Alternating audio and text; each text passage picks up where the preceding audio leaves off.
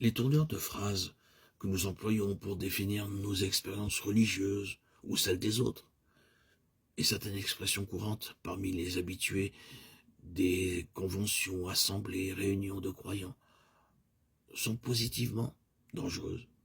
Elles peuvent servir l'ennemi. Ainsi, les mots posséder, contrôler, se livrer, s'abandonner, qui expriment bien la vérité lorsqu'il s'agit des rapports du chrétien avec Dieu, peuvent donner lieu à une interprétation telle qu'il détermine une intervention satanique. Alors, les esprits mauvais possèdent et contrôlent ceux qui se sont livrés et abandonnés aux puissances du monde spirituel sans savoir comment distinguer entre l'action de Dieu et celle de Satan. Certaines idées toutes faites sur la façon dont Dieu agit favorisent encore l'action des mauvais esprits.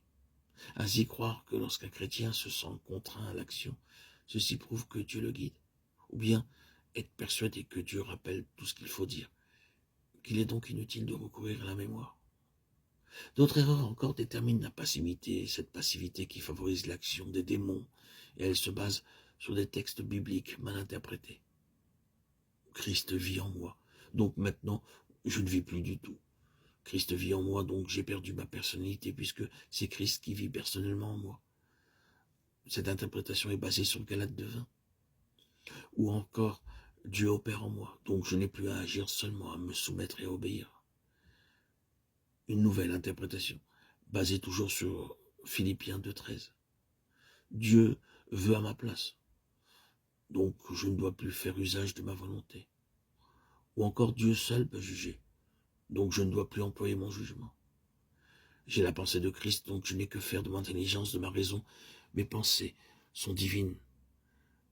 Cette interprétation est basée sur 1 Corinthiens 2:16.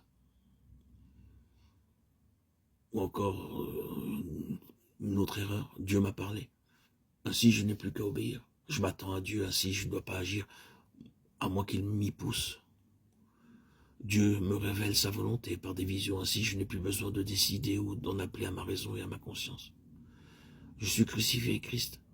Par conséquent, je suis mort et je dois pratiquer la mort, c'est-à-dire la passivité, l'inertie des sentiments, des pensées. Et pour mettre sa vie d'accord avec ces interprétations diverses de la parole, le croyant réprime alors toute activité personnelle de son intelligence, de sa raison, de sa volonté. Il réprime toute action spontanée et libre, afin que la vie divine puisse s'épancher librement en lui.